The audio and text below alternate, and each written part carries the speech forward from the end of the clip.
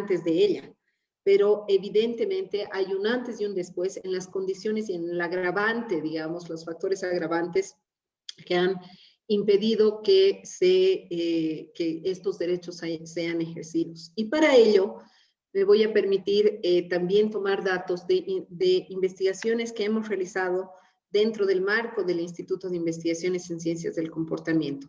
He agarrado datos de varios lugares para poder argumentar lo que les estoy diciendo.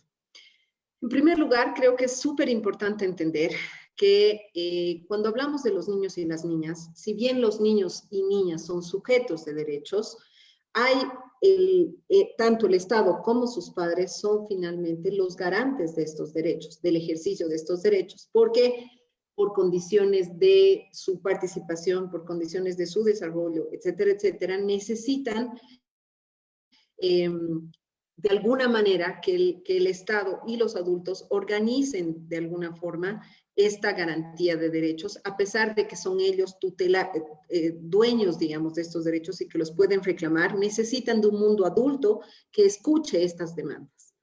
Entonces, el bienestar de los adultos que los cuidan es fundamental, porque de ellos depende en gran medida que los hijos también se encuentren bien. Esa es como un poco la dificultad, digamos, y también la paradoja en el cuidado. Y en la medida en la que los adultos que los cuidan están bien, probablemente los niños que están cuidados por estos adultos estén bien. Y esto es lo que les vamos a mostrar ahora. El instituto hizo, Ana María compartió con todos ustedes en la primera sesión un estudio longitudinal en donde hemos hecho varias series de medidas a la población boliviana respecto de las afectaciones psicológicas y sociales de la pandemia y de la cuarentena en particular. Hace unas semanas, meses atrás, entre Ana María y yo y otro gente del instituto hemos empezado a desagregar estos datos para ver qué pasaba con aquellas familias que tenían hijos y en particular con aquellas familias que tenían hijos menores de 5 años. ¿Por qué con menores de 5 años? Porque la etapa de este desarrollo de los 0 a los 5 es primero una etapa crucial en el desarrollo, ¿no? Entonces, la estimulación, la protección, la seguridad emocional y otra serie de factores van a determinar el acceso a la salud, van a determinar en gran medida el éxito hasta la vida adulta o el fracaso hasta la vida adulta. Por eso es tan importante en esta etapa del desarrollo. Por lo tanto, era muy importante para nosotros saber también cuál era el estado de la situación psicológica y social de estas personas que cuidaban a los niños. Entonces, de toda la muestra encontramos que 235 de ellos eran madres y padres o cuidadores primarios de niños en primera infancia, con estas características sociodemográficas. Tenemos a 76% de parejas que vivían en pareja y tenían con una media de edad entre de los 33 años, 32% de los que habían respondido a la encuesta eran varones, 68% eran mujeres. Además, el 89% de estos respondentes correspondían al área urbana. ¿Cuál era su nivel de educación? El 26% habían alcanzado el nivel de posgrado, el 52% había alcanzado el nivel de la licenciatura y el 21% había alcanzado el nivel secundario. Esto solamente para darles algunos datos de cómo es el grupo del que vamos a hablar ahora. ¿Qué hemos encontrado respecto de sus condiciones durante la pandemia? Hemos encontrado que el 41.3% de ellos habían perdido su trabajo o se les había suspendido la actividad remunerada y estaban sin salario. Solamente un 23.3% contaba con un salario seguro y en condiciones de teletrabajo, y el 35.4% había tenido actividad suspendida, pero todavía tenían salario. El grupo preocupante de es el grupo justamente que ha perdido su trabajo, y estamos hablando de un 41.3% de los respondentes de la encuesta, que se quedaron sin salario o sin trabajo durante la pandemia. Y esto es uno de los factores estresores más importantes a la luz de las apariciones de signos de violencia intrafamiliar. Luego, otra cosa que nos ha preocupado muchísimo es la franja de personas que estaban realizando labores de cuidado, labores que realizaban labores de cuidado y además otros padres y madres que realizaban más labores de las habituales antes de la pandemia. Esto vale decir que se van sumando una serie de factores estresores entre la pérdida del trabajo, el incremento del cuidado, en algunos casos, además del trabajo, la cantidad de cuidado y de labores domésticas que también se ha ido incrementando, y solamente un 25.1% que reportaba realizar las mismas labores que hacía antes de la pandemia. Entonces, estas circunstancias han ido configurando un escenario muy distinto para las familias que tenían, que estaban acostumbradas finalmente, por ejemplo, a distribuir el cuidado entre los jardines o las escuelas parvularias y la casa, pero también las condiciones económicas han empezado a cambiar drásticamente con la pandemia. Otro dato que nos ha parecido súper importante y alarmante es que el 19, casi el 20% de las familias han reportado que los conflictos en el hogar se habían incrementado. Pero también vale la pena llamar la atención en el sentido de que un 61% nos ha dicho se mantuvieron igual. O sea, los mismos conflictos en el hogar se mantuvieron durante la pandemia. El grado de estos conflictos no los conocemos, pero sabemos que hay finalmente un 80% de familias que reportan tener conflictos en el entorno familiar. Algunos que han aumentado y en otros casos que perciben que se mantuvieron igual. Pero el tema más complicado que es para nosotros es que existe un porcentaje de, si me ayudan a sumar, 37.1% más 9.8%, estamos hablando de 47%, que tiene la percepción entre poco y mucho de que estos conflictos ponen en riesgo su seguridad física, lo cual ya es un indicio de presencia de conductas violentas en los conflictos, porque los conflictos pueden no ser violentos finalmente, pero en este caso estamos hablando de que hay familias que perciben entre poco y mucho que los conflictos en sus hogares ponen en riesgo su salud y seguridad física, con el concomitante hecho de que si por ahí los niños no son víctimas directas de la violencia, pues al menos serán testigos de ella. Luego, creo que este es un dato sumamente importante. Además de estos 235 padres de familia, se ha hecho un seguimiento pre y post en la primera y en la segunda medida, a la tercera semana, la primera medida de cuando se dictó la cuarentena y a la novena semana cuando se dictó la cuarentena, de 28 padres de familia que nos habían dado sus correos electrónicos y por lo tanto podíamos saber que habían respondido durante 2 veces seguidas a la misma encuesta.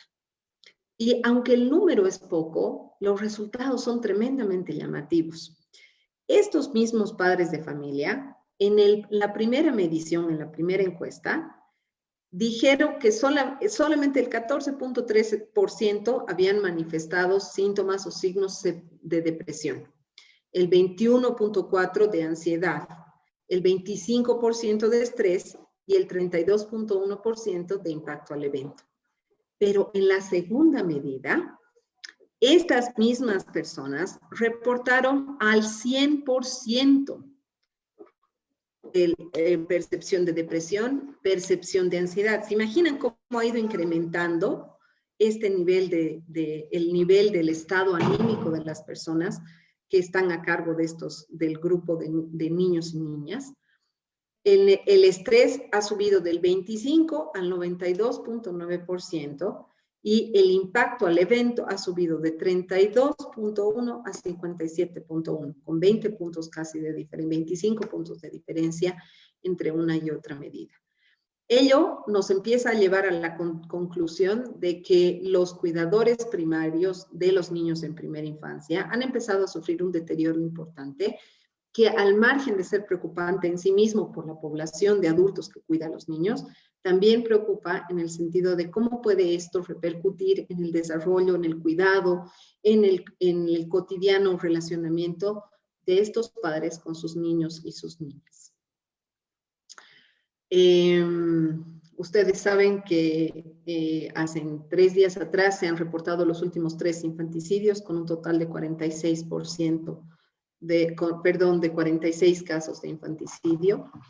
¿Y por qué es importante este dato? Porque si bien la violencia es una transversal, lastimosamente, en la vida de los niños y las niñas, el infanticidio es uno de los riesgos mayores para los niños entre los 0 y los 8 años. Este rango de edad es el rango en donde mayores casos de infanticidio suceden perpetrados por los cuidadores principales o los cuidadores primarios de estos niños. ¿Y por qué es un rango de edad físico, con mayor riesgo, quiero decir? Simplemente por la disparidad, una de las causas, por supuesto, por la disparidad física, de la fuerza física, porque es más fácil, quiero decir, no me malinterpreten, no más fácil, pero es más probable matar a un niño a golpes que a un adolescente a golpes, simplemente por la diferencia en el desarrollo y en la fuerza física, ¿no? Los casos, además, y si ustedes siguen de alguna manera el periódico, aunque la verdad es que estas noticias a veces nos dejan un poco como obturados de información, los infanticidios se suceden con una cantidad inmensa de violencia. O sea, no estamos hablando de un tropezón, de un golpe fuerte, estamos hablando de una serie de acciones de tortura, de ahogos, etcétera, etcétera, que dan cuenta de la utilización de la violencia realmente de una manera escandalosa, diría yo. Otros datos importantes sobre la violencia contra niños y niñas. Entre el mes de marzo a agosto del 2020 se han reportado en Bolivia 8.133 casos de delitos contra mujeres, infantes, niños, niñas y adolescentes, todos en la misma bolsa. De ellos, no sabemos, no están desagregados cuántos de ellos son de niños y niñas menores de 18 años, pero lo que sí sabemos es que como está tipificado dentro de la violencia intrafamiliar, lo más probable es que además se trate de que los niños y las niñas son testigos de violencia. El ser testigos de violencia no es cosa menor. Cuando los seres humanos nos encontramos enfrentados a contextos de alto estrés, el cerebro funciona de una manera en la que, para poder reducir ese estrés. Entonces, lo que hace finalmente es concentrar toda su energía en la reducción del estrés, haciendo que los niños se disocien, se distraigan, se duerman, se depriman, se enojen, pero inhibiendo otras etapas o otros procesos de desarrollo y de crecimiento que son fundamentales.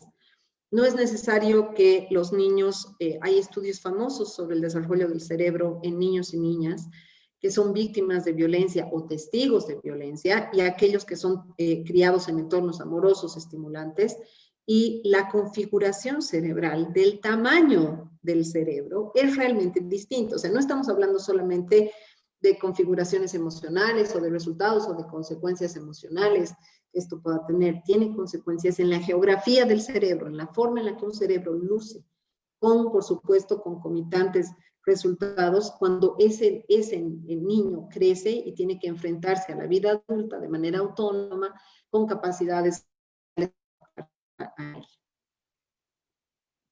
Lo que sí también sabemos específicamente sobre la violencia contra niños, niñas y adolescentes en el contexto de la pandemia, en este tiempo, es que de marzo a 31 de mayo del 2020 se habían presentado en el periodo de edad de 0 a 18 años 2.875 denuncias durante la cuarentena dirigidas específicamente a niños, niñas y adolescentes. Esto nos lleva a cosas que ya sabemos, pero que siguen siendo preocupantes. El entorno más violento percibido por niños, niñas y adolescentes en un estudio que hicimos en 2019 es el del hogar. Si ustedes ven acá, este marcado con rojito, que es el entorno familiar, dice que los niños, niñas y adolescentes a los que preguntamos en el estudio identifican, el 45% de ellos identifica a su hogar como el entorno más violento, seguido del entorno escolar y del entorno comunitario. Esto tampoco es un detalle menor si nos ponemos a pensar que con quienes los niños han estado encerrados durante la pandemia son sus padres.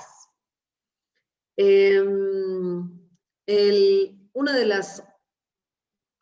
título del estudio que les comento, que lo pueden encontrar en la página web del ICC, se las voy a poner al final de la presentación, no le digan a nadie lo que les conté, lleva el título justamente por eso, porque lo que hemos encontrado, uno de los hallazgos más importantes que hemos encontrado, es el rol ambivalente de las familias, porque se supone que las personas que tienen que denunciar si te violentan como niño o niña, son al mismo tiempo las personas que te agreden como niño o niña. Entonces, eso no solamente genera imposibilidades en la forma de la denuncia, finalmente, porque los padres no se van a denunciar a sí mismos, básicamente, sino también en torno a las lealtades y a las confusiones en los roles de los padres y las madres.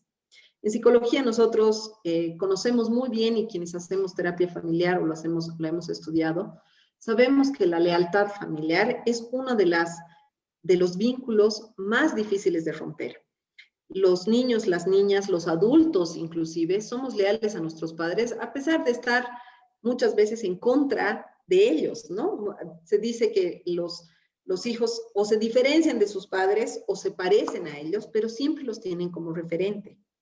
Entonces, ¿cómo haces tú, niño o niña, para aclarar esta figura en donde tienes un entorno que es maltratador y a la vez protector? El embrollo de la confusión que esto genera, hace que, por supuesto, hayan muchas denuncias que no llegan a ser, que no llegan a su lugar. Y con esto quiero, por ejemplo, recordar el caso de hace unos 3 o 4 días atrás, donde una niña de 3 años y 11 meses, me parece, fue golpeada, quemada con cigarrillo, con plancha, le fracturaron no sé cuántos huesos y estuvo 4 días agonizando, hasta que finalmente la madre es también la que la lleva a la clínica ya demasiado tarde y muere. Los niños, los hermanos, que son los que finalmente los entrevistan luego porque la madre ya está en la cárcel en detención preventiva, dicen, efectivamente, mi mamá ha sido la que lo ha golpeado. Y dicen, ha estado mal por 4 días. Pero los propios niños tampoco podían salir a denunciarlo porque qué difícil denunciar a la madre, finalmente, ¿no? O al padre, a la persona que también te da de comer todos los días, a la persona que si te caes a veces te consuela, a la persona que ves todos los días, con quien generas un vínculo, ¿no? Entonces, esto es un poco el tema de la perversidad, finalmente, del vínculo del maltrato o de las causas del maltrato. Y en el caso de la pandemia, algo que nosotros discutíamos esta mañana justamente es que finalmente con la pandemia y con la reclusión de los niños en sus casas, también lo que se ha perdido es el sentido de vigilancia social que en muchos casos hacían las escuelas o la propia comunidad, porque los niños están adentro, ¿no? Entonces, ¿cómo te das cuenta o cómo un niño puede denunciar o cómo la comunidad se puede dar cuenta de que está siendo violentado? Hay pues mayores probabilidades de que sea agredido sin que el entorno se dé cuenta. El mismo estudio hablaba sobre las causas de violencia y estas son causas todas al 100%, digamos, identificadas. Los adolescentes decían entrevistados, a ver, ¿cuáles son las causas que nosotros percibimos que generan violencia en nuestra casa contra nosotros. La primera, la comunicación entre padres e hijos, que los padres no se saben comunicar, los hijos no se saben comunicar, no se entienden y se genera violencia. La segunda, el problema de comunicación entre adultos. Y aquí hay que quedar clarísimos, los problemas de violencia de pareja normalmente también tienen resultado en comportamientos violentos hacia los hijos. El tercer punto que ellos identificaban como causa son padres que no saben tratar a sus hijos, además de disciplinarlos de maneras violentas. Y un cuarto punto que nos parece súper importante para esta presentación es el tema del estrés de los cuidadores. Diapositivas atrás les mostraba yo que el estrés en los cuidadores había incrementado, pero ampliamente, ¿no? Si no me equivoco, del 20 y pico por ciento al 90 y pico por ciento de padres que reportaban estar más estresados. Finalmente, el 71% con un consumo excesivo de alcohol y drogas. Y si bien nosotros no hemos hecho una pregunta respecto a esto, también es cierto que el consumo de drogas y alcohol durante este tiempo de pandemia ha aumentado drásticamente porque se han reducido los espacios de socialización y esparcimiento de adultos y de niños. ¿Qué más? El mismo estudio nos dice, y aquí quiero que miren bien esto, que los principales agresores identificados por los niños, niñas y adolescentes eran los padres, padrastros y hombres de su familia, hombres en general. Luego, en tercer lugar, se encontraban personas desconocidas. Entonces, hay un 50%, 55% de niños y niñas que identifican que el principal agresor está viviendo en la misma pared, en las mismas paredes que ellos. Hasta aquí el tema de los datos que nos permiten analizar cómo se ha afectado el derecho a la protección o cómo puede haberse afectado el derecho a la protección en este tiempo de pandemia. Pero además, y si bien no ha sido objeto del estudio que les contaba sobre cuidadores en primera infancia, aprovechando un otro estudio que estamos haciendo con la Fundación Educo sobre el análisis de la situación de los derechos de los niños y las niñas, hemos hecho un seguimiento a la encuesta nacional, de varios momentos de la encuesta nacional de hogares sobre el acceso a Internet en las viviendas. Y nos hemos encontrado, en primer lugar, que entre el 2008, el 2013 y el 2018, realmente el acceso a Internet no ha variado, ¿no? Estamos hablando realmente de que los niños y niñas en Bolivia que no tienen Internet, en su mayoría, y sin importar la edad, por ejemplo, en su mayoría tenemos datos similares, parecidos en todas estas mediciones, pero además que alcanzan a más del 50% de la población que no tiene acceso al Internet. ¿Por qué esto es importante en la pandemia? Porque si no tenías Internet, no tenías educación. Y esto es finalmente lo que ha llevado a tomar la decisión al gobierno central de suspender el año escolar, y hemos sido los únicos de la región que lo han hecho. El modelo peruano, con sus bemoles, en 16 días estaba funcionando con un modelo de educación a través de la televisión y a través de la radio. En otros lugares se han subsanado de varias maneras con educadores comunitarios. En Bolivia, finalmente, el mes de agosto se decidió clausurar el año escolar porque no se había podido cerrar esta brecha. Y por supuesto, no es culpa de este periodo de este año, justamente lo estamos mostrando ahora, porque en realidad este es un mal que se va arrastrando por todos los gobiernos de Bolivia, ¿no? Solo en estas 3 mediciones de 10 años podemos ver que ha habido muy poca inversión para poder mejorar el acceso a Internet de las familias bolivianas y por lo tanto de los niños y niñas. Y llega un año como este tan determinante con el tema de la conexión, con el tema de la importancia del acceso al Internet, y nos vemos en la necesidad de clausurar el año escolar por ello. Ya voy acabando y entonces quiero finalmente decirles que en términos del acceso a la salud, otro tema sumamente importante es que con la saturación de los servicios de salud se han suspendido los controles de niño sano, se han suspendido las vacunaciones Y esto es grave, ¿no?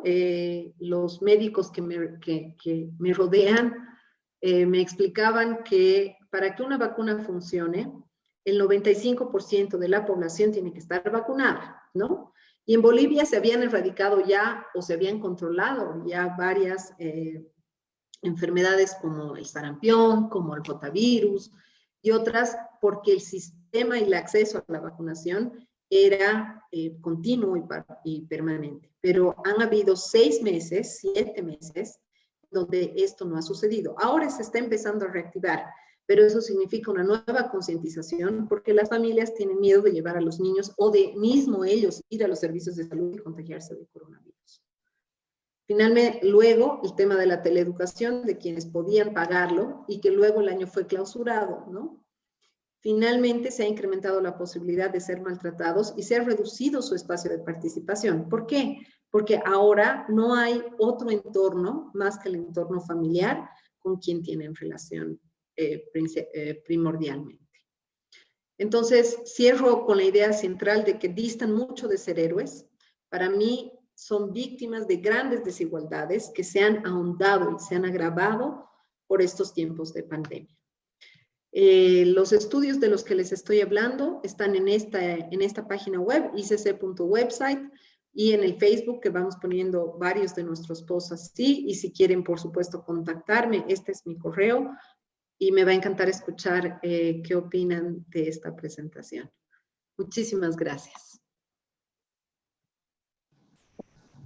Muchas gracias, Marcela. En definitiva, es imperativo también conocer el contexto antes de la pandemia, las percepciones y todos estos datos que nos has ido presentando de investigaciones pasadas para poder entender también cuál es el impacto de la crisis de la pandemia por la pandemia de COVID-19 en esta población, ¿no? Que ya de por sí, como mencionabas, es una población que estaba ya en situación de vulnerabilidad. Bueno, antes de pasar con la siguiente expositora, les recuerdo a todos que pueden ir anotando las dudas, las preguntas que tengan para que nosotros podamos leerlas en el momento del diálogo, en el chat, durante la exposición. Ahora presento, por favor, les damos la palabra a Mónica Novillo. Mónica es comunicadora social boliviana, tiene amplia experiencia trabajando con organizaciones de mujeres en programas de capacitación sobre género, liderazgo, ciudadanía, incidencia política, derechos humanos de las mujeres y transversalización de la perspectiva de género en propuestas normativas. Ella actualmente es directora ejecutiva de la Coordinadora de la Mujer y coordinadora general de REPEN. Cuenta con publicaciones sobre participación política de las mujeres, género y VIH-Sida. Fue consultora de IDEA Internacional, PNUD y ONU-SIDA. Por favor, Mónica, te cedemos la palabra. Buenas tardes a todos y a todas. Creo que somos mayoría mujeres. No he podido confirmar, pero creo que sí, somos la mayoría mujeres. Bueno, muchas gracias primero por la invitación. En una primera oportunidad que me invitaron, yo estaba lamentando no poder estar, pero como se movió la fecha, entonces ahora sí puedo estar. Y me alegra haber escuchado además a Marcela previamente, porque me voy a referir a algunos datos que ella también ha hablado, pero tratando de disgregarlos por sexo. ¿Qué significa esta disgregación? Voy a hacer un esfuerzo también de ver que cuando hablamos en general de la sociedad, de la familia, invisibilizamos algunas particularidades de lo que ocurre en las relaciones sociales que se producen al interior de la familia. Pero también porque hablamos de la familia como si la familia fuera, a veces, no lo ha hecho Marcela, pero a veces hablamos de la familia como si fuera una entidad en la que no se producen tensiones, y no reconocer que dentro de la familia existen tensiones y diferencias en las relaciones sociales y diferencias de poder, porque vamos a hablar de que la violencia es una expresión de poder. Yo voy a comentar algunos elementos referidos particularmente a la violencia de género, la violencia que llamamos las feministas violencia machista, que también tiene expresiones en esta relación jerárquica en una sociedad que no solamente es patriarcal por la relación desigual de las relaciones entre hombres y mujeres, sino también desigual, como lo ha planteado en términos de generacionales.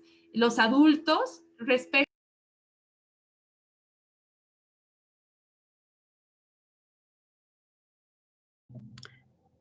Se ha silenciado el micrófono, Mónica. Ahora sí, alguien me lo ha silenciado, pero ahora sí digo. Bueno, y decía que hay estas relaciones de poder y que creo que es muy saludable para quienes están formándose en este momento como profesionales, tener la posibilidad de analizar también con lentes no solo generacionales, también de género, y cómo intersectar, hablamos del enfoque interseccional cuando vemos cómo algunos sistemas de dominación y de ejercicio de poder negativo se van trenzando en los cuerpos a veces de las niñas, de las adolescentes, de las mujeres, etc. Entonces, bueno, he preparado una presentación que voy a compartir con ustedes. Y yo también les ruego que si tienen alguna pregunta, en general yo permito que me interrumpan, pero si quieren terminamos la exposición y hacemos los comentarios a la exposición. Bueno, nosotras hemos denominado, le hemos denominado, y yo no cuando hablo de nosotras, no solamente la coordinadora de la mujer, sino hablo del movimiento feminista a nivel global y a nivel nacional. Ya se venía anunciando que esta pandemia, a partir de lo que había pasado en Europa, en la propia China, tenía otras expresiones, y una de esas expresiones era el incremento de los casos de violencia contra las mujeres y las niñas, justamente a raíz de las medidas que se habían tomado para prevenir y cuidarnos, ¿no? Sin embargo, los efectos han sido de alguna manera también negativos en varias aristas. Y una de las aristas justamente tienen que ver con la sobrecarga de cuidado para las mujeres. Como ustedes saben, nunca ha ocurrido que tengamos que pasar tanto tiempo dentro de la casa, 7 horas, como es 7 días y 24 horas a la semana, atendiendo la demanda de cuidado en nuestra familia. Ya nadie salía, sino que todos se quedaban adentro, y más allá del entusiasmo de compartir ciertas tareas las primeras 2 o 3 semanas, luego la recarga ha aumentado en el caso de las mujeres, mucho. Entonces, hemos tenido una demanda, un incremento de la demanda de cuidado, que eso ha repercutido también en mayor cantidad de horas de trabajo. Las niñas y las adolescentes asumen tareas de cuidado respecto a sus hermanos menores, tareas de cocina, etcétera, que tienen que ver con el trabajo doméstico, y una asignación de roles que es tradicional, no normal dentro de nuestra sociedad. El otro elemento tiene que ver con justo la mayor exposición de las mujeres que están en tareas de cuidado en relación a los centros de salud, por ejemplo, mayor cantidad de mujeres enfermeras, etc. Esto no significa que hayan habido más mujeres enfermas, porque en los datos vemos que la COVID lo que ha hecho es más bien tiene mayores impactos en la salud de los hombres. Sin embargo, la exposición ha sido mayor de las mujeres, ¿no? Esto también para marcarlo. Y tal vez un elemento fundamental, aunque en los datos que nos ha presentado Marcela no hay desagregación por sexo en los casos, por ejemplo, de desempleo, en los casos de quienes cuidan al interior de las familias, que creo que podría esta mirada ser complementaria y mostrarnos un poco, desnudar un poco cómo es la organización del cuidado dentro de nuestras familias. A pesar de ello, en el caso nuestro tenemos algunos reportes de la cantidad de mujeres que han sido desempleadas frente a la cantidad de hombres. Las mujeres que normalmente trabajan en el ámbito, por ejemplo, de la gastronomía, las trabajadoras asalariadas del hogar y otros sectores que se han visto fuertemente golpeados, ¿no? Esto como algunos elementos concretos, pero el dato que más se ha abordado en la pandemia justamente ha sido el dato de la violencia contra las mujeres por los alarmantes números en relación a violencia doméstica e intrafamiliar, y particularmente los feminicidios. Pero otro elemento que es fundamental hablar es el tema de la violencia sexual dentro de la familia. El 99% de los agresores en casos de violencia están en el entorno familiar, y esto significa que son en un un contexto de confinamiento mayor vulnerabilidad. Y esto lo vamos a ver a continuación. Bueno, algunos datos generales en relación a la violencia. Bolivia es el país donde se registran más asesinatos a mujeres de Sudamérica. Encabezamos las listas más penosas de la región de América Latina y Sudamérica. Estamos entre los primeros países con las tasas de feminicidio más altas de la región y de la región de América Latina y el Caribe, y en Sudamérica somos el que encabezan la lista, es decir, de todo Sudamérica, en Bolivia la tasa es la más alta. La tasa es un porcentaje que se saca de acuerdo al porcentaje a la cantidad de población. Entonces vean que hemos tenido un promedio de 110 feminicidios al año en Bolivia. Sin embargo, esto es alto en relación a la cantidad de población que tenemos. Entonces, esta tasa que se mide por cada 100.000 habitantes nos ubican debajo de Honduras. Primero está El Salvador, Honduras con una tasa de 5.1, El Salvador con 6.8 y Bolivia con 2.3. Entonces, de acuerdo a esta información, Bolivia está entre los índices más altos de feminicidio, pero también estamos encabezando las listas de los datos más altos de violencia sexual contra niñas y mujeres. Algunos datos también de violencia. Se hizo una encuesta de prevalencia y características de la violencia contra las mujeres en 2016 y en esa encuesta se podía ver que 7 de cada 10 mujeres sufrió alguna forma de violencia física durante su vida.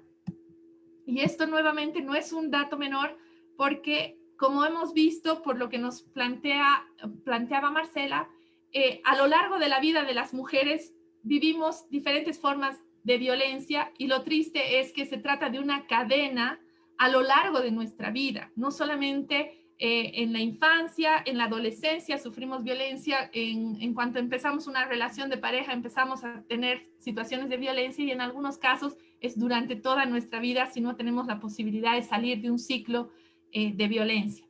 La mayor cantidad de las víctimas que denuncian violencia contra la mujer tienen entre 29 y 59 años, es decir, están justamente en el periodo de reproducción o en una relación estable de pareja. De las denunciantes, el 67.6% hace una demanda formal y de este porcentaje, el 56% no obtiene sanción y solo se da una sentencia penal al 35% de los casos.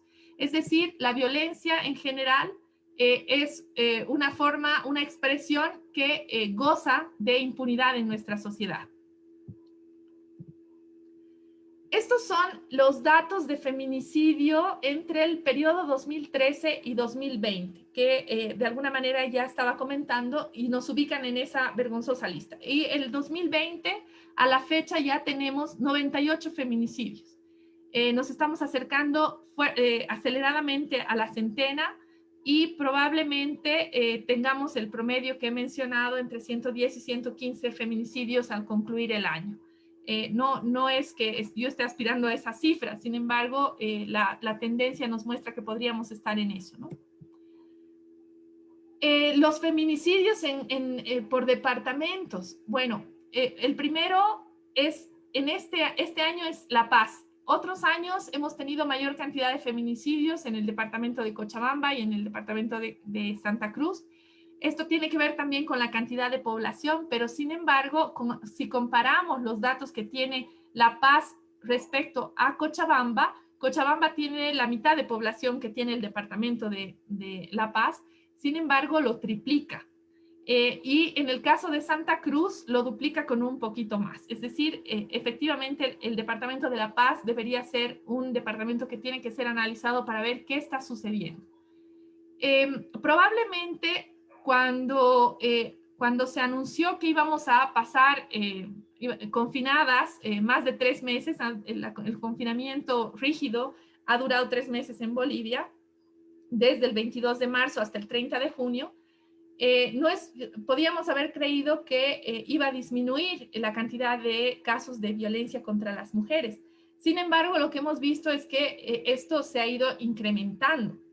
Y en algún momento hemos escuchado algunas declaraciones de las autoridades policiales que estaban contentos porque había disminuido la cantidad de casos y de denuncias.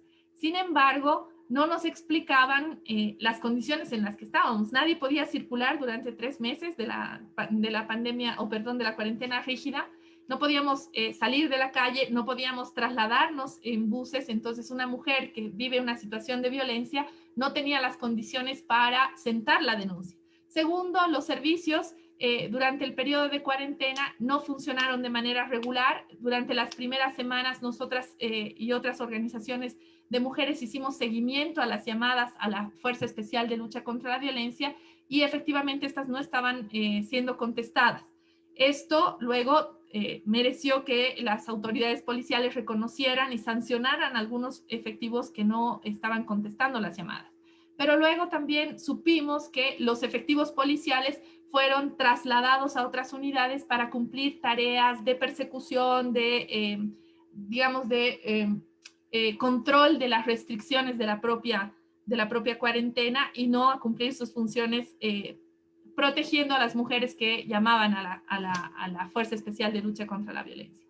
Entonces, bueno, estos 98 casos, de esos 98 casos, en el periodo de la cuarentena rígida se han producido 29 feminicidios y 12 particularmente en el departamento de La Paz, en el municipio del Alto y en el municipio de La Paz. Entonces, en esto, ¿qué quiero decir? Que la cuarentena lo que ha hecho es desnudar que el lugar probablemente menos seguro para las mujeres es justamente su hogar. Recibimos menos agresiones, robos en la calle e incluso violación sexual que dentro del hogar. Y esto un poco nos invita, junto con lo que ha planteado Marcela en su exposición, a pensar qué tipo de valores y qué tipo de relaciones se están construyendo dentro de nuestras familias y cómo, qué desafío tenemos que plantearnos para analizar estas tensiones dentro de la familia, ¿no? Bueno, también un poco los casos que ha presentado Marcela. Yo estoy centrándome en la cuarentena, particularmente en la cuarentena rígida hasta el 31 de mayo. La cantidad de casos que se presentaron son 2.935 y solamente delitos vinculados a abuso sexual o vinculados a la libertad sexual, vean qué altos. Abuso sexual 153, violación 124, violación de infante, niño, niña y o adolescente 118, estupro 102. Todos estos son de carácter sexual y que han ocurrido en el periodo de cuarentena mientras estaban los niños, las niñas y las mujeres dentro de casa. Significa que nuevamente el agresor, el principal agresor, es alguien del entorno familiar, alguien que ellas conocen. Ellas, niñas, niños, etc. Esta es la cantidad de denuncias también de la cuarentena rígida, 2.378. Hemos sacado un boletín especial para la cuarentena rígida para mostrar cuán grave es la situación de violencia, y vemos cómo en Santa Cruz, La Paz, se han producido situaciones altas, cantidades altas de violencia contra las mujeres. Estas son las denuncias de orden sexual durante la cuarentena. Son casi 500, 497. En promedio se han producido 7 violaciones o delitos, si quieren, de carácter sexual, de orden sexual, durante la cuarentena.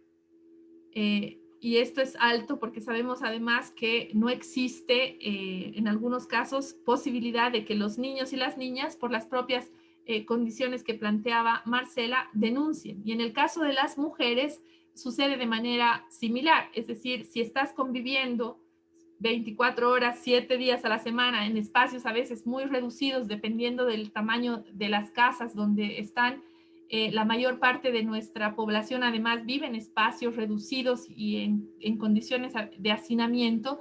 Entonces no será tan fácil que una mujer haga una llamada pidiendo auxilio en caso de vivir una situación de violencia. Y una característica de este proceso es justamente la naturalización y la impunidad, ¿no? Pareciera que el mensaje permanente que se nos da, no solamente a través de los medios de comunicación, es de que no se puede hacer nada, que quien es abusivo o que ejerce violencia va a gozar de impunidad. Y por eso es tan importante hablar de lo que voy a continuar diciendo, que es la pedagogía de la crueldad. Esta pedagogía de la crueldad es un término que va acuñando una feminista que ha hecho una serie de investigaciones en la cárcel de Sao Paulo.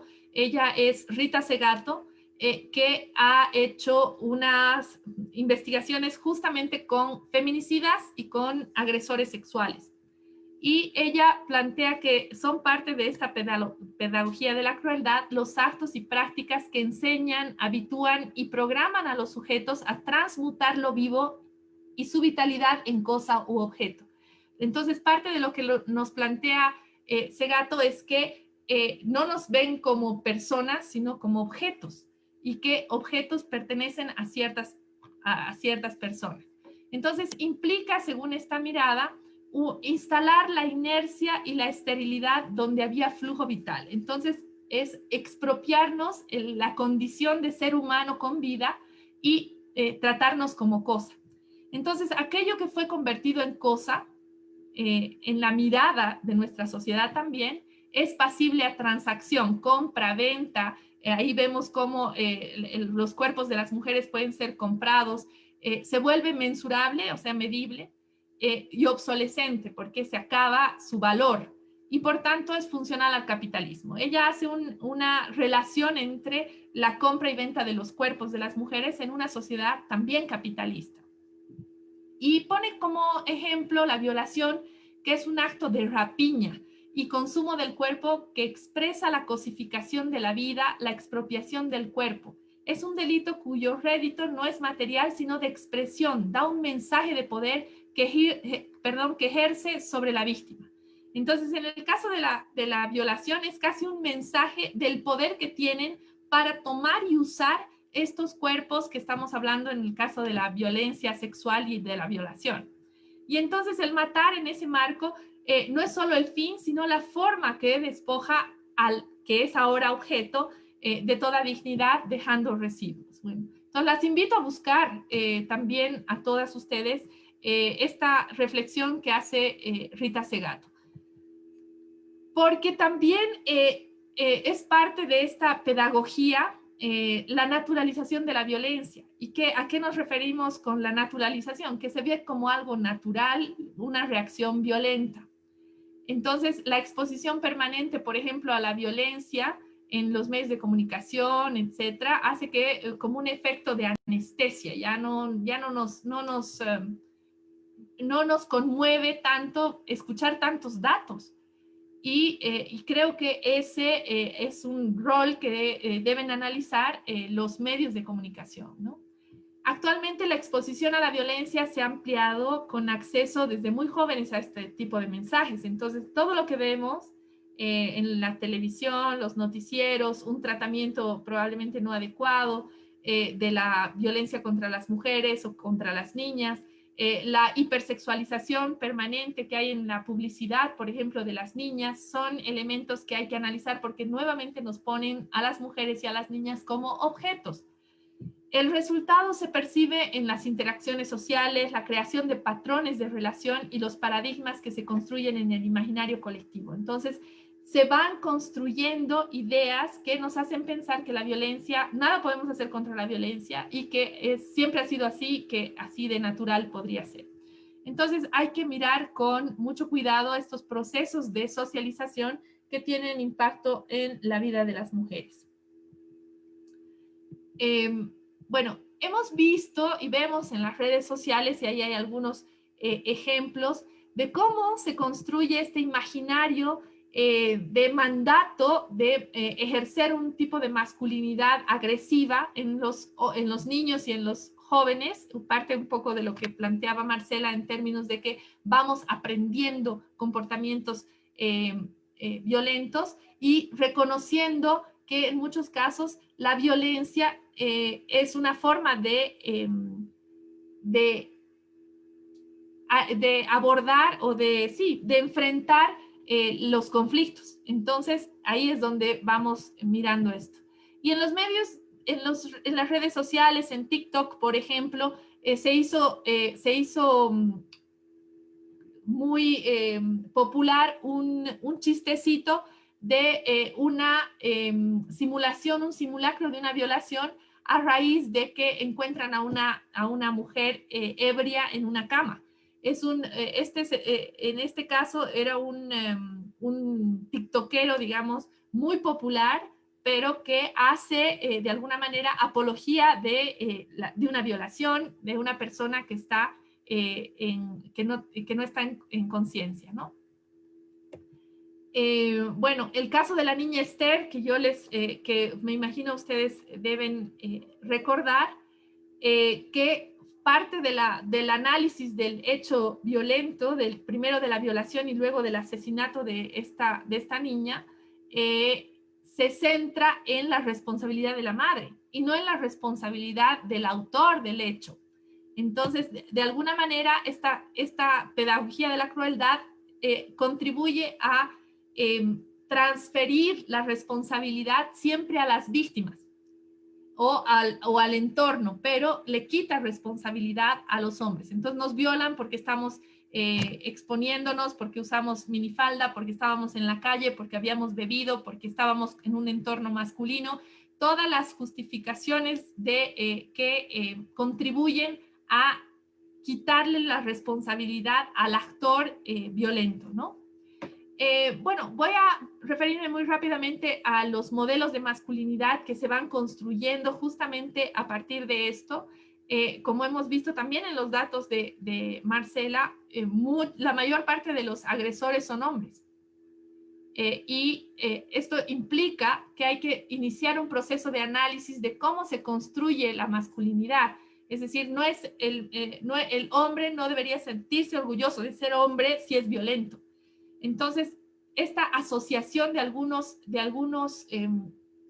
características vinculadas a la masculinidad, como es, por ejemplo, la violencia, la crueldad, el distanciamiento, el ser fríos, el no ser emotivos, etcétera, no hacen bien, sino que ratifican y refuerzan esta idea de que el hombre tiene que ser violento, agresivo, y conduce de alguna manera a los hombres a competir para mostrarse siempre más masculinos en este mal sentido, ¿no? Entonces, hay toda una corriente que plantea que hay que cuestionar esta forma tradicional y que denominamos de masculinidad hegemónica para ir cambiando ir transformando las relaciones de desigualdad. Yo voy a pedir que me avisen el tiempo, por favor, para no pasarme. No sé cuánto tiempo tengo todavía o ya me he pasado. Aún está en tiempo, tiene todavía tiempo. Perfecto, creo que 5 minutitos más, ¿sí? Exacto. Bueno, entonces los medios de información, como han visto, yo soy comunicadora social y entonces tengo casi este defecto de mirar los medios de comunicación de manera particular, porque es permanentemente como los medios refuerzan ciertas ideas que desde la sociedad civil y desde las instituciones que estamos trabajando en temas de derechos de las mujeres queremos transformar. Entonces, nosotras a veces no tenemos los medios para alcanzar a una gran cantidad de población, sin embargo, los medios de comunicación sí lo tienen. Y tienen a los espectadores, a su audiencia, absolutamente desprotegida, porque en el momento en el que nos ponemos frente a los medios de comunicación es cuando quitamos todos nuestros filtros de seguridad y nos exponemos abiertamente a los contenidos que recibimos. Y esto probablemente los medios de comunicación no están pensando que, o sea, no es una cuestión absolutamente racional y dicen, vamos a estimular la violencia, sino que los contenidos en la manera en cómo se están planteando tienden a reforzar esto.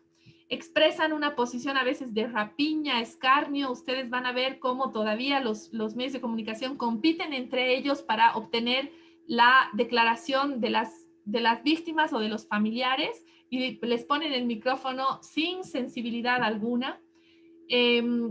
Generan algunas identidades comunes en términos de cómo es el agresor o el feminicida. Entonces se esfuerzan en mostrar que hay un perfil a veces de agresor psicótico, enfermo, que tiene alguna patología, digamos, y que no es así. En realidad, la cantidad de casos que estamos viendo de agresiones, no solo las agresiones sexuales, no son enfermos, sino en algunos casos lo que se está mostrando en algunas investigaciones creen que de verdad están cumpliendo con un rol disciplinador, y es parte de lo que Rita Segato, a partir de sus entrevistas con violadores y con feminicidas, está mostrando, ¿no? Parece que no hay arrepentimiento de los hechos de violencia en los que incurren, ¿no?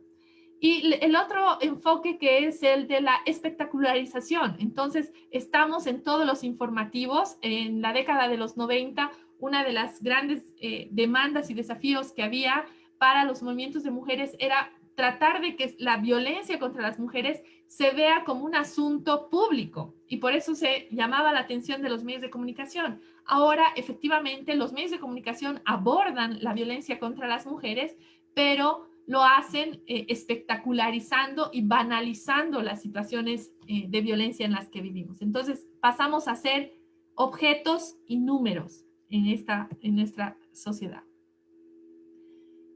Bueno, no me voy a centrar más en los medios de comunicación, voy a pasar rapidito para ver que ahí están algunos de ustedes vean los titulares de los medios de comunicación, y entonces efectivamente hay un enfoque no adecuado. ¿Qué desafíos tenemos a futuro? Bueno, muchos en términos sobre todo de las políticas públicas. Uno, que es involucrar a las mujeres en los espacios de toma de decisión. Hoy mismo acababa yo de salir de un espacio en el que hemos de alguna manera presentado ya un balance de lo que significa que las mujeres estén en este momento en la Asamblea Legislativa Plurinacional, y de manera particular vamos a ocupar el 56% de los curules asignados en la Cámara de Senadores. O sea que podemos ya referirnos a la Cámara de Senadoras. Parece un chistecito malo, pero así podemos hablar de este espacio porque va a ser mayoritariamente femenino, ¿no? Las medidas y las políticas tienen que tener perspectiva de género, y ahí, cuando veamos cualquier situación, tratar de analizarlo también desagregando los datos por sexo, porque eso ayuda a mirar si en la distribución de poder, en la distribución de recursos, en las posibilidades, oportunidades y condiciones existe igualdad o no, y si eso tiene impacto en las posibilidades de pensar el futuro. Por ejemplo, ahí podemos hablar de temas de derechos sexuales y derechos reproductivos, y otras, ¿no? El tema de la educación, por ejemplo. ¿Qué significa para las niñas, donde ya había brechas entre niños y niñas en el acceso y en la posibilidad de quedarnos en la escuela, que no tengan posibilidades de acceder a educación por internet, por ejemplo? Entonces, lo que vemos desde la parte educativa es que se profundizan mucho más estas brechas y las diferencias. Y en el anuncio de una crisis futura, esto significaría que las niñas probablemente se queden en la casa, si es que se consolida esta previsión de que vamos a tener una crisis muy fuerte, a cuidar a sus hermanos, a cumplir tareas de cuidado, para que su madre pueda salir y generar recursos para alimentarlos, etc. Entonces, muchas cosas van a tener impacto en la vida de las mujeres para planificar su vida futura, y para tener mejores condiciones para enfrentar también su futuro. Debe considerarse también algunas particularidades e identidades, ¿no? Porque no todas las mujeres vivimos de la misma manera la violencia. Si yo vivo violencia en mi casa, pero mi casa tiene 3 dormitorios, y tengo living, comedor, cocina, es decir, inclusive la posibilidad de tener un momento para mí es mejor que cuando vivo en 2 cuartos y vivimos de manera modesta, que es la mayoría de la población de nuestro país. Entonces, inclusive si pensamos la violencia que pueden vivir las mujeres indígenas, si tienen condiciones para poder acudir y pedir auxilio, u otras condiciones como pobreza, las mujeres afrodescendientes, las mujeres trans, por ejemplo, que han sufrido de discriminación en este periodo, que no se las dejaba salir porque no les reconocían en la foto y de alguna manera un poco el morbo de las autoridades también para negarles su posibilidad de circular, inclusive cuando su carnet de identidad lo permitía, ¿no? Ningún retroceso es admisible en términos de derechos de las mujeres y creo que eso tiene que estar permanentemente planteado. Hay que fortalecer los servicios, hay que reforzar los centros de respuesta psicológica, la socialización de protocolos de atención con calidad, hay que difundir información respecto a los servicios de atención en diferentes idiomas, más ahora que las ciudades están fuertemente pobladas por personas que han migrado de las áreas rurales y de comunidades indígenas también. Hay que asegurarnos que los funcionarios de la Fuerza Especial de Lucha contra la Violencia, de los SLIMs y demás, y defensorías también, no tengan tanta rotación, porque por eso es necesario sensibilizarlos para que puedan atender adecuadamente y oportunamente estas situaciones y puedan identificar situaciones de riesgo. También hay que tomar y adoptar medidas de sensibilización a los medios de comunicación permanentemente para tratar mejor estas temáticas y encararlas. La tecnología, las redes sociales pueden ser una herramienta muy buena para disminuir las brechas digitales, el acceso y demás, ¿no? Pero hay que tomar en cuenta de que esa es una necesidad que hay que abordar. Medidas preventivas, nuestra ley es muy buena, pero no hemos logrado encarar procesos sostenidos de campañas para erradicar la violencia contra las mujeres y contrarrestar estos otros mensajes a los que he hecho referencia que refuerzan la violencia contra las mujeres y esta situación de desigualdad. Algunos mecanismos de denuncia que se pueden utilizar en la vía virtual hay que desarrollar, hay que capacitar a los maestros para identificar situaciones de riesgo o de violencia sexual, tanto en el ámbito educativo como en el ámbito familiar. Es fundamental asegurar el empoderamiento económico para que las mujeres puedan también desarrollarse en otros espacios, mejorar sus ingresos y demás y sacarlas del ámbito privado. Campañas sostenidas, ya he hablado de eso, sobre todo de prevención y el rol que juega el sistema educativo para ir rompiendo las formas de violencia para que nuestros niños y nuestras niñas no lo reconozcan como un hecho natural, ¿no? Y por supuesto, la información pública sobre las leyes y las instancias que operan para proteger a las mujeres y las niñas. Muchas gracias. Por ahí me quedo y esperando sus comentarios para poder conversar. Muchas gracias, Mónica. Te damos las gracias por haber compartido estos datos tan importantes que van más allá de los datos estadísticos, ¿no? La importancia de también tomar en cuenta todos estos aspectos como la pedagogía de la crueldad, la naturalización de la violencia, los modelos de masculinidad, son aspectos muy importantes para poder leer bien estos datos y como bien planteabas al final, también tener estas propuestas y estrategias bien establecidas a partir también de estos datos. Antes de entrar a la ronda de preguntas y ya abrir el diálogo con todos los presentes, como ya es costumbre, vamos a un descansito de 5 minutos y volvemos ya para abrir el micrófono y darle más dinamismo a la sesión. Gracias. Súper.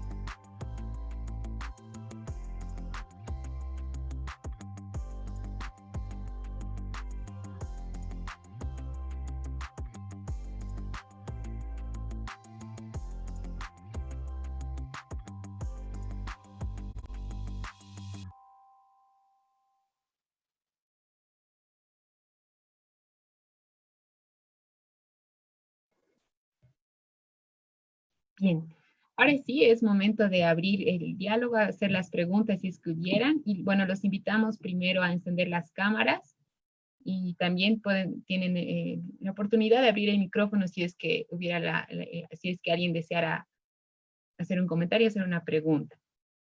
Si es que por el momento no hay alguien que quiera hablar, procedo a leer la primera pregunta del chat. Es de Silvia Meave, quien dice, para la primera expositora, en todos los casos, ya sean niños y adolescentes con condiciones como el TEA, ¿qué opinión le merece?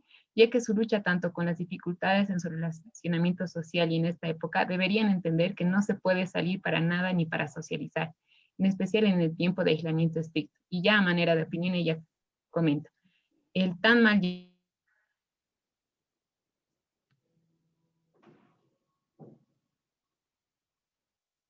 Perdón, creo que se ha quedado sin señal Carla, ¿no? Sí, me parece que se ha quedado sin señal. Bueno, de todas maneras, mientras se vuelve a conectar Carla, podemos ir pasando a la segunda pregunta. ¿La puedes leer más bien la primera? Puedo terminar de leerla, ¿no? Claro. Creo que en realidad es más como un comentario. La vuelvo a leer. Para la primera expositora, en los casos ya sean niños y adolescentes con condiciones como el TEA, ¿qué opinión le merece?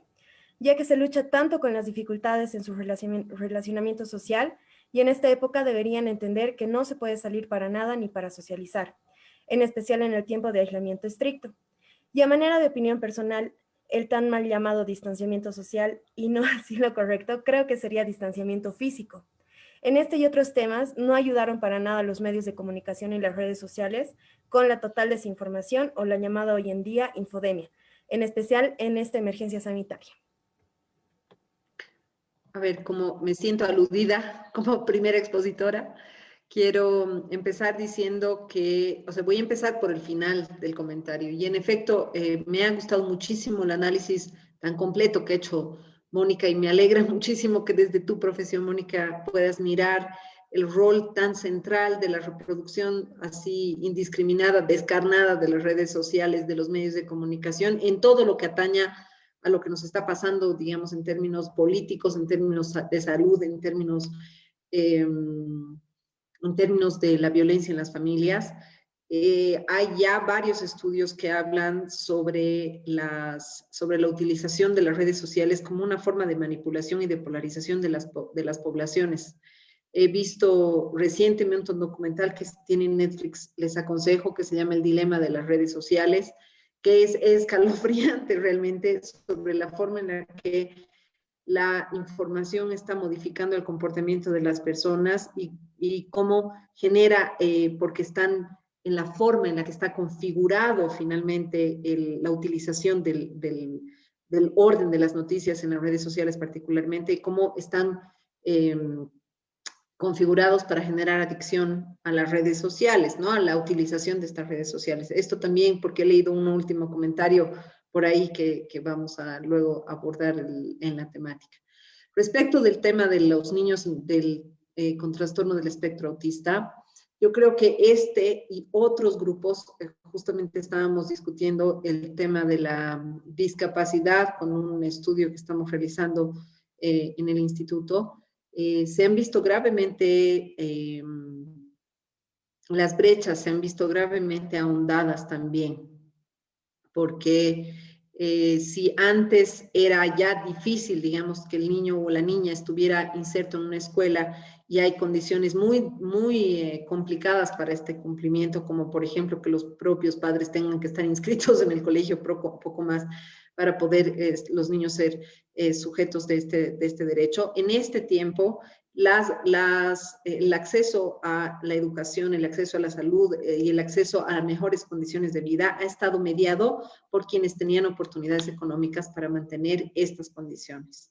Entonces, en ese sentido, creo que hay una evidencia grande, no solo respecto de los niños que están en estas circunstancias del espectro autista, sino también en varios otros que se encuentran en condiciones especiales y vulnerables, digamos, que han ido ahondando estas diferencias y que merecen un tratamiento especial determinado y específico en cada uno de estos grupos, ¿no? Otros grupos que se me ocurren, por ejemplo, los chicos en situación de calle, ¿no? Que ha sido un grupo que básicamente les han dicho, bueno, ya no pueden estar en el espacio público, véanselas, ¿no? Y realmente se las han tenido que ver, o sea, se han enfermado, se han reorganizado, su actividad económica principal está en la calle y y han tenido que reorganizar su actividad, su acceso para no les dio plata para comer el día, ¿no? Entonces, realmente las personas que la pandemia había puesto a todo el mundo en el mismo barco, y yo discuto gravemente esa noción, porque creo que no han puesto a todo el mundo en el mismo barco. Lo que han hecho es poner a unos cuantos privilegiados en un barco en donde podían curarse, y a la mayoría por fuera de ese barco y a expensas de de los propios recursos que cada uno tenía. Muchas gracias, Marcela. Es cierto que también tomar en cuenta, ¿no? Estas otras poblaciones que también, que ya antes estaban en situación de vulnerabilidad, ahora su situación se ve mucho más agravada por todo esto de la pandemia. La siguiente pregunta es de Paola Andrea del Solar, quien dice, entiendo que la pandemia es un detonante de problemas más graves que ya existían antes. ¿Cuáles son los nuevos desafíos en cuanto a prevención de violencia contra las mujeres, niños y niñas? Muchas gracias. A ver, yo pienso, no sé si es dirigida solo a mí, yo pienso, por ahí Mónica puedes empezar y yo después. Sí, claro. Hablando de la ley contra la violencia hacia las mujeres en particular, la ley tiene como 4 ámbitos de acción. Uno es el de la prevención, el otro es el de la denuncia, el ámbito de la denuncia, la administración de justicia, y el cuarto ámbito es el de la rehabilitación. El de la atención y la administración de justicia, mal que mal, porque funcionan muy mal, pero han sido donde más se han desarrollado acciones.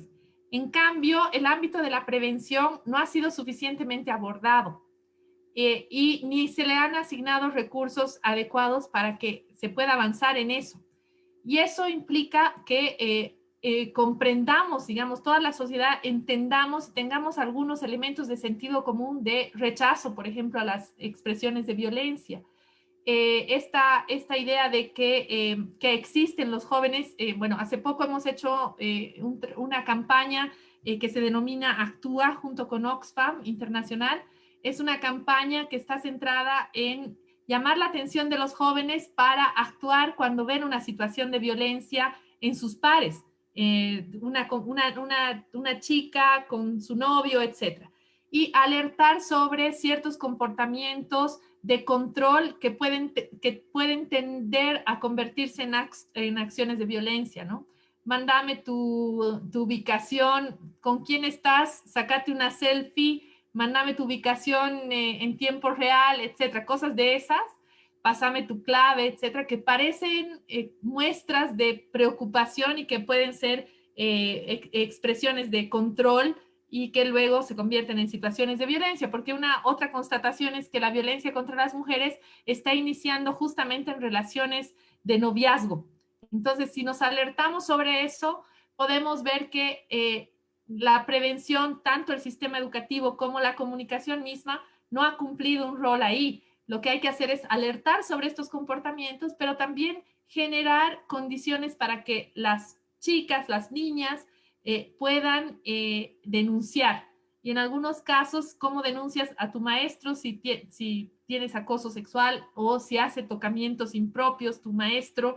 Entonces, ¿cómo tú tienes la capacidad o no de alertarlo? ¿Cómo se generan condiciones en la casa para que tú puedas contar que has vivido una situación incómoda? Todas estas cosas que tienen que ver con la prevención, generar condiciones adecuadas o para que se denuncien, pero también para evitar que estas situaciones ocurran. Sanción social. Todas y todos conocemos a un agresor de alguna manera y no lo señalamos o no lo decimos y lo permitimos. Entonces somos cómplices silenciosos. La prevención ahí juega un rol fundamental y es justamente romper esta idea de que es natural, así nomás es, mejor no me meto, es una relación de pareja, me voy a generar problemas yo. Entonces, la invitación es a actuar frente a las situaciones que vemos, no tolerarla.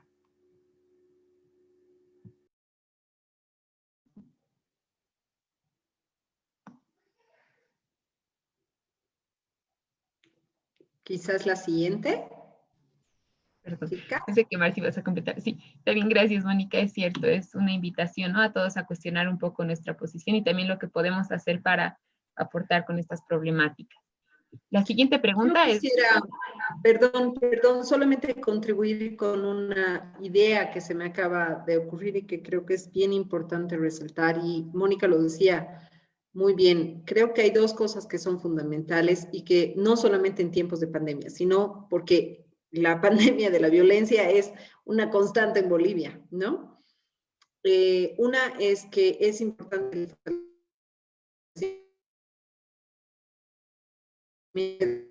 comunitarias de vigilancia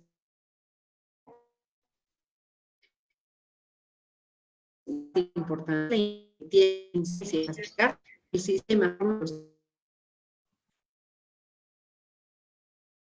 en Citroina de los gobiernos locales y centrales, porque la temática de la violencia sobrepasa las capacidades de las instituciones, ¿no? Entonces se acaban haciendo tallercitos, se acaban haciendo charlitas, conversatorios y cosas por el estilo, cuando en realidad de lo que se trata es un acompañamiento mucho más, pues, cuerpo a cuerpo, ¿no? Donde la gente, por ejemplo, debería, y se me ocurre para la pregunta anterior, deberíamos tener brigadas de gente que, así como han ido y han hecho los test puerta a puerta, deberían también estar haciendo acompañamiento en las familias que ya sabemos que hay reincidencia.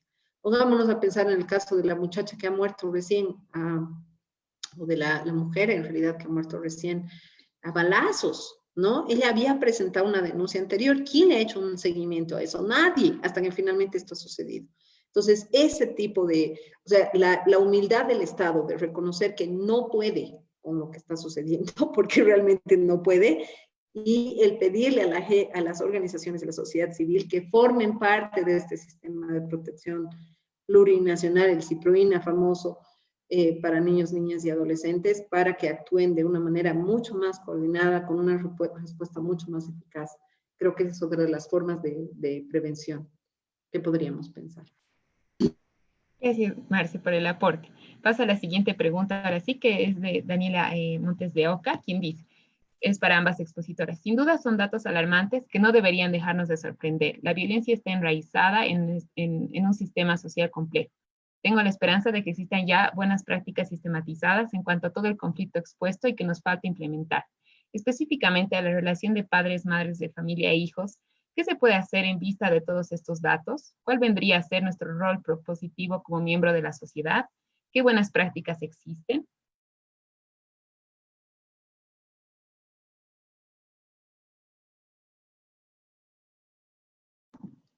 ¿Mónica o yo? Sí, bueno, Dale, Mónica.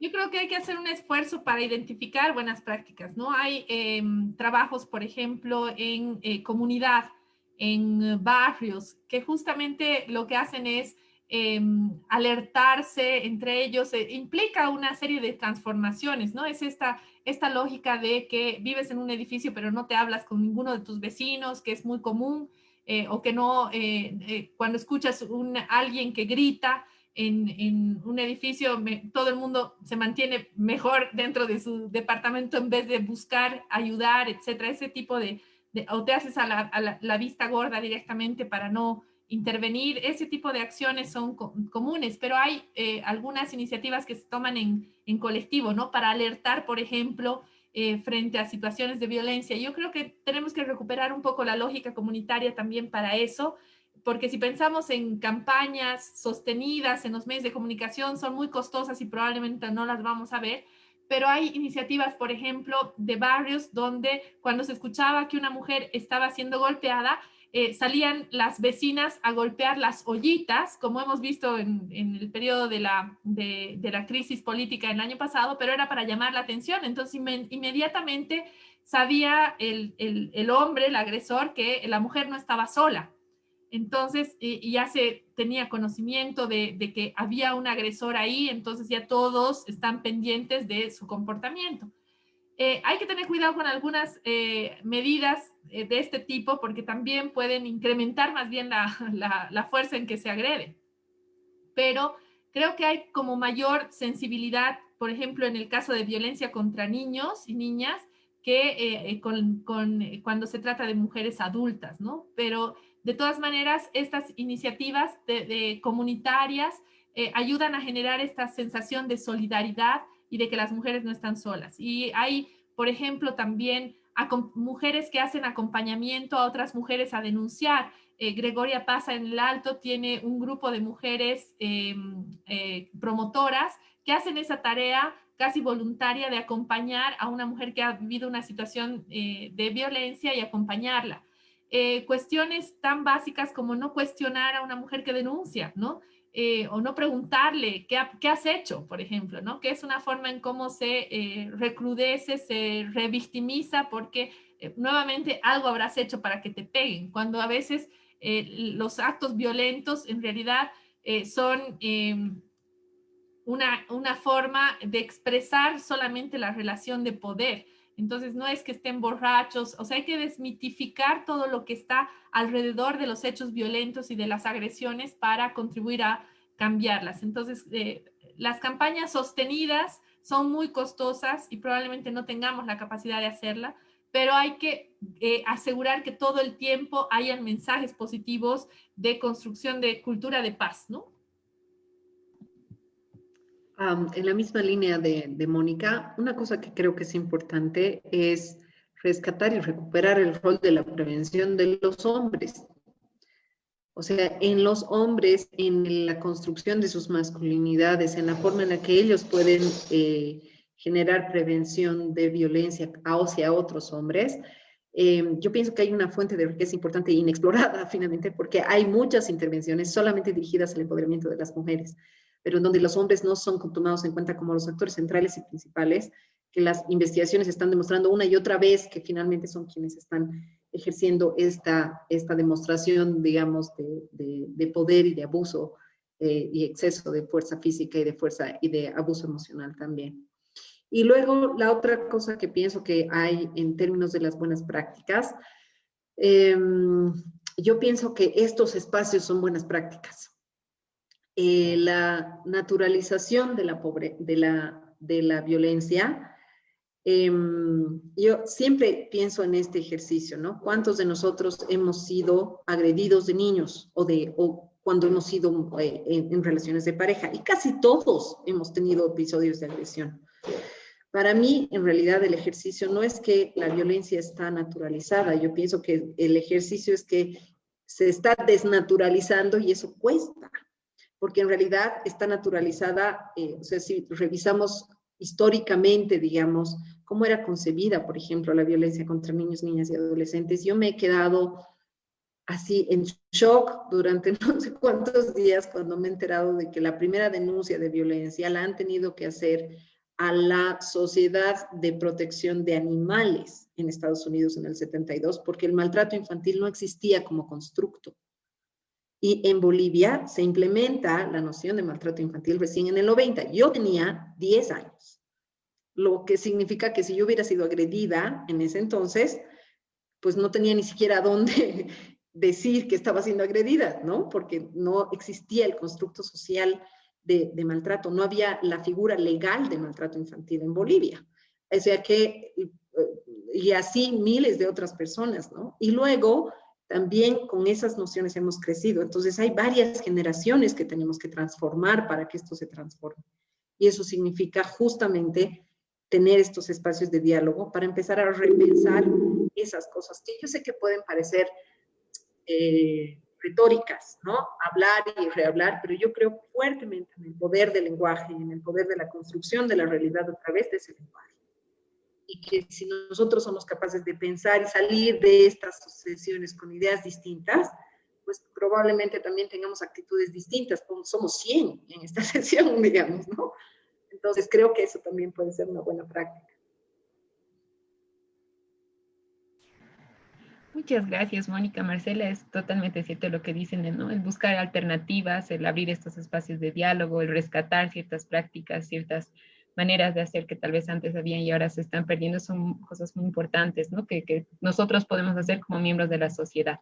La siguiente pregunta es del Lucy Coaquira, es para la doctora Los Santos y dice, ¿cómo cataloga a los padres que casi todo el tiempo están en el celular en la con el celular en la mano y en qué medida afecta a los niños, niñas y cómo remediar esto?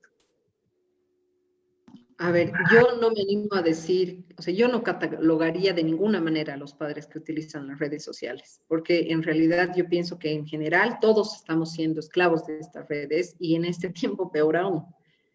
Las redes sociales lo que hacen finalmente es simular una sensación de inclusión social, de certidumbre, ¿no? De alguna forma que en otros contextos es muy difícil de obtener, peor en este tiempo en donde la certidumbre se ha perdido por completo, ¿no? O sea, hemos hablado hace pocos días sobre que antes se sabía más o menos cuándo iba a salir la vacuna, ahora no tenemos ni idea. Entonces, ese tipo de cosas han generado una gran cantidad de incertidumbre y las personas somos malas para manejar eso. Entonces, las redes sociales lo que nos dan son certidumbres, porque además son contenidos diseñados porque nosotros queremos ver. Entonces, por supuesto, los padres de familia están supliendo las redes con las redes sociales online, voy a decir, lo que deberían tener en las redes sociales offline, en la vida real, ¿no? Porque criar un hijo es difícil. Y, o sea, yo tengo 2 guaguas y los amo con todo mi corazón, pero realmente si no tuviera una red de soporte social, sería muy difícil para mí criarlos, ¿no? Entonces, las redes sociales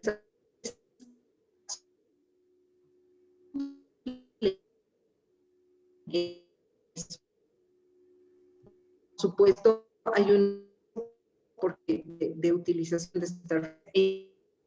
No diría yo que los padres son negligentes, sino que estamos solos y que necesitamos conectarnos a través de las redes sociales, que parecen ser como los únicos, así como las únicas ventanitas de relacionamiento social. Pero bueno, no sé, Mónica, me interesa escuchar tu opinión sobre eso. Bueno, en mi criterio, las redes sociales lo que hacen es intermediar las relaciones como ya están. En realidad, la ausencia, cuando uno ve el teléfono, es una ausencia que ya estaba instalada seguramente en las familias y que se ve amplificada por el uso de las redes sociales. Entonces, hay que mirar las redes sociales y la propia tecnología como intermediarios de la comunicación. Entonces, no son los que generan el ruido, sino que reproducen las relaciones que como ya estaban. Entonces, si hay ruptura de comunicación, no es culpa del celular, sino que ya había una ruptura de comunicación que está intermediada ahora por la tecnología. Entonces, estas discusiones sobre el uso de las tecnologías de información, los comunicadores las hemos visto en diferentes periodos de la historia, ¿no? Por ejemplo, cuando apareció la televisión, se decía lo mismo, ¿no? Están mirando todo el tiempo la televisión y rompen la comunicación. En realidad, hay procesos sociales que ya están rotos, ya hay rupturas en los procesos sociales y los medios de comunicación, siendo intermediarios de esos procesos, lo que hacen es como acentuar más estos problemas. Por eso cuando hablamos de todas las formas de violencia, vemos que cuando hay presencia de las redes sociales o de tecnologías de información y comunicación, también se reproducen estas formas de violencia en las redes sociales y a veces más bien el anonimato incrementa mucho más estas formas y expresiones de violencia. El acoso sexual, la trata de personas, no es que aparecen con las tecnologías de comunicación, sino que se acentúan justamente cuando ya estos procesos, estos fenómenos están en la sociedad. Entonces, yo soy de la idea de que hay que aprender a usar las tecnologías para utilizarlas con los fines que queremos. Entonces, no hay que verlos muy ingenuamente. Sin embargo, también hay que ver qué relaciones ya existían previo a las redes sociales, ¿no?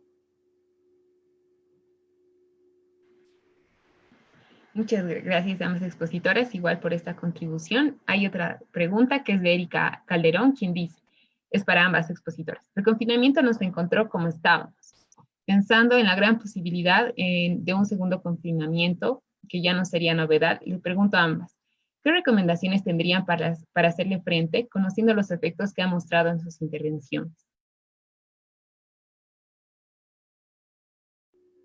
Bueno, yo voy a hablar un poco de las recomendaciones que hemos preparado para llevar al gobierno en cuanto se produjo lo de la cuarentena y la pandemia en general, pero no encontramos a quién hacer llegar nuestros comentarios. O sea, en una primera impresión que tenemos como organización de sociedad civil que hace incidencia política es que no había Estado, había una ausencia absoluta de Estado, no había quien hacer llegar nuestras propuestas. Entonces eso nos encontró en condiciones realmente, ¿a quién mandábamos la carta? Porque no funcionaban los ministerios, no habían habilitado correos electrónicos para hacer llegar comunicaciones. O sea, bueno, ahí el mundo mundial de caos que hemos vivido.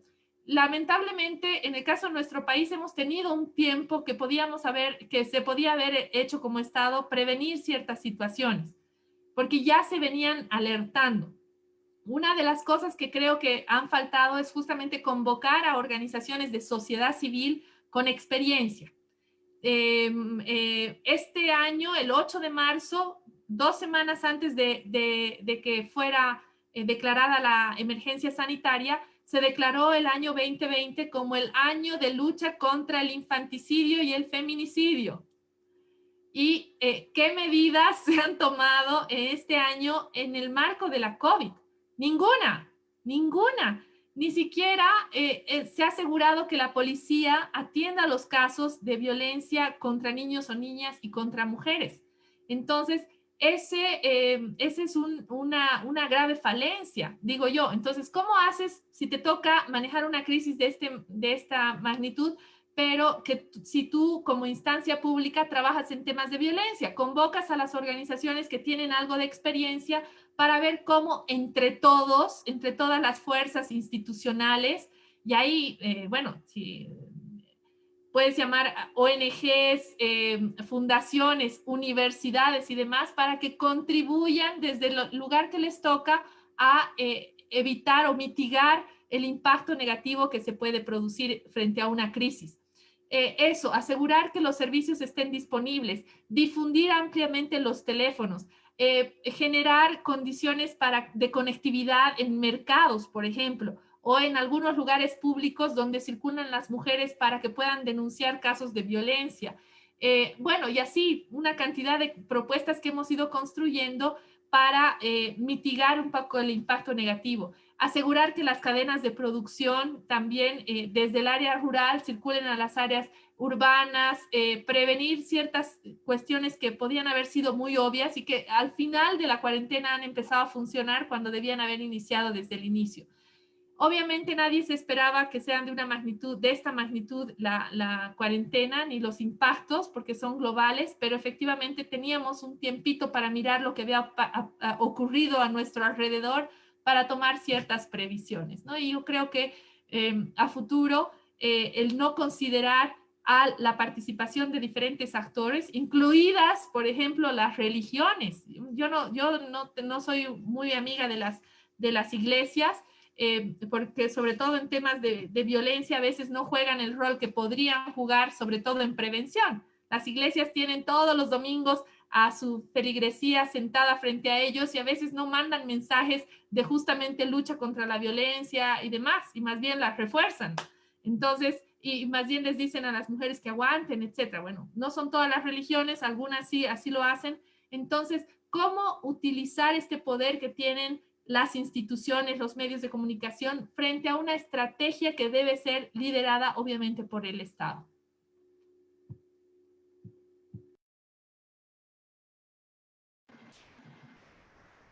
Gracias, Mónica. No sé si Marcela quieres complementar. Creo que no. Vamos, lo que pasa es que tenemos varias otras preguntas y estamos ya cerca del final, así que podemos ir también avanzando hacia esas.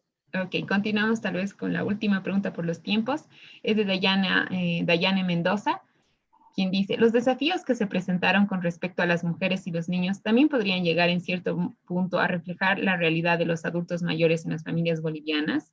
¿Cuáles son las consideraciones principales que deberíamos plantearnos con respecto a esta población? A ver, yo voy a tomar Mónica inició con una noción sobre el tema de la familia, ¿no? Y en realidad yo pienso que o sea, el cuerpo social que son las familias, justamente por las mujeres y los niños y por supuesto otros miembros de la familia. Entonces, se me hace difícil desagregarlos, digamos, y decir, este es un grupo y luego las familias son otros, porque en realidad son los entornos familiares en donde están insertos mujeres, niños, niñas y adolescentes, en donde sucede lo que está sucediendo. Por supuesto, creo que es importante entender que no hay los buenos y los malos dentro de la familia, ¿no? Ahorita, perdón, un segundo.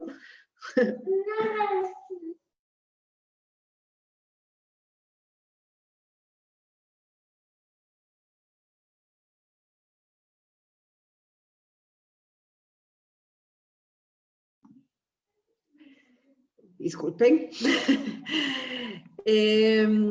A ver, entonces, para cerrar el punto, ay, perdón, he perdido el hilo con mi guagua.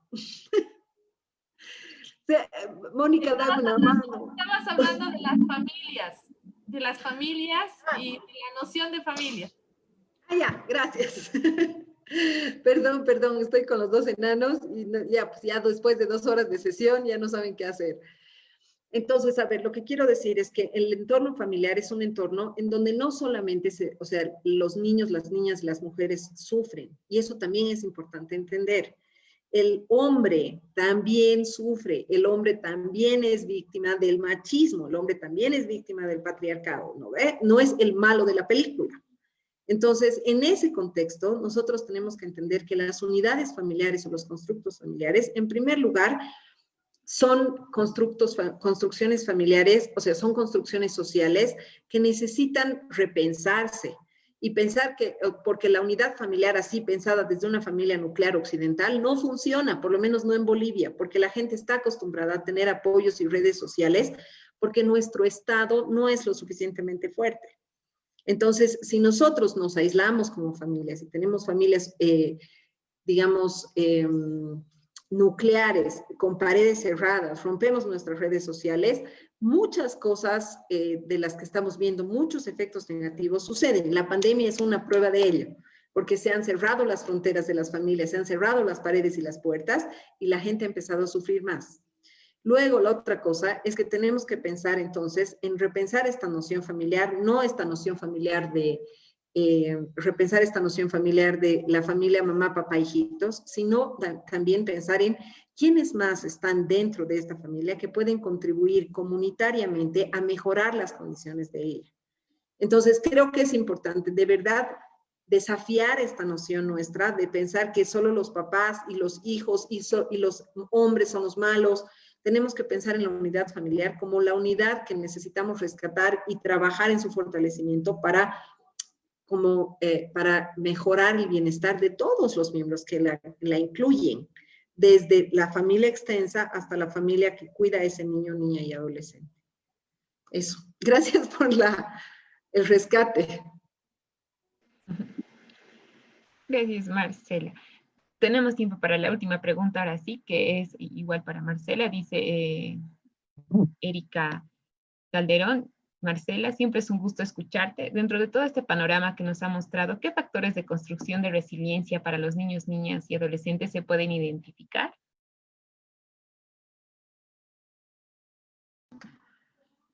Factores de resiliencia. Como para potenciar la resiliencia, Carla, para entender bien la pregunta. No dice, solo dice... Pero está, creo, ahí, Carla. Le pregunto para ver si me puede aclarar un poquito más la pregunta. Tal vez Erika, si quiere abrir el micrófono. Sí, estoy acá, solamente que tengo una señal malísima. Pero sí, para potenciar la resiliencia, ¿no? O sea, tomando en cuenta todos estos impactos que se han generado, qué factores se pueden rescatar para poder construir o potenciar resiliencia en los niños, ¿no? Ok. A ver, yo creo que los espacios de convivencia familiar que se han incrementado en este tiempo, lejos de verse como una carga social, finalmente deberían verse como una oportunidad, ¿no? Los padres y las madres de familia pasamos muy poco tiempo con los hijos, sobre todo los de la clase media y la clase media emergente, estos que tienen que salir muchas horas al día a trabajar, por ejemplo, y que dejan a sus hijos porque no les queda otra o solos en casa o al cuidado de terceros. La pandemia ha demostrado que hay una posibilidad de reorganización del cuidado y que este cuidado bien distribuido puede ser hasta agradable, ¿no? Finalmente. Entonces, creo que esa es una de las cosas importantes que necesitamos pensar. La equidad está en el tema del trabajo, es, o sea, la responsabilidad, por ejemplo, que las empresas tienen cuando ofrecen en potenciar, ayudar, fortalecer a las familias en el cuidado, ¿no? Tener prácticas empresariales que fortalezcan este cuidado es fundamental, es parte de la responsabilidad empresarial que deberían tener, por ejemplo. Luego también creo que el Estado juega un rol fundamental porque necesita el Estado entender que hay familias que no pueden, no más bien que no pueden, que no hay ninguna familia que debería criar a su hijo solo, que todas las familias deberían tener sistemas de soporte para momentos determinados de su vida, porque en todas las familias hay crisis y todas estas familias, y hay periodos extremadamente difíciles, como por ejemplo los periodos de desempleo que estamos viviendo ahorita, ¿no? Entonces, creo que estas son algunas de las ideas, pero yo pienso otra vez un poco en potenciar la resiliencia familiar más que la del niño o niña, porque en el bienestar de la familia, o sea, en el bienestar o del bienestar del niño o niña depende el bienestar de los padres y madres que lo cuidan. Eso. Genial, muchísimas gracias, Marce. Bueno, ya dando cierre a esta tercera sesión, damos una vez más las gracias a Mónica y a Marcela por haber estado presente en la sesión y también invitarnos, ¿no?, a cuestionarnos y replantearnos varios aspectos, varios elementos que son muy importantes, ¿no? Y como decíamos ya en la sesión, también para tomar este rol activo como miembros de la sociedad. Antes de concluir con la sesión, por favor, les pido a todos si pueden encender sus cámaras para que podamos sacar foto de la sesión. Y mientras lo van haciendo, comentarles que ya la cuarta sesión está programada para el 24 de noviembre. Esta va a ser sobre infodemia. Y bueno, ya van a ir recibiendo los datos y las especificaciones de ello en el grupo de WhatsApp. Y bueno, sin nada más que decir, muchísimas gracias por estar aquí. Realmente estamos muy contentos de contar con su participación.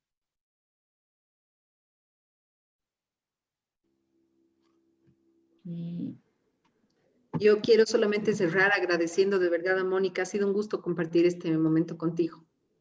Veamos más seguido.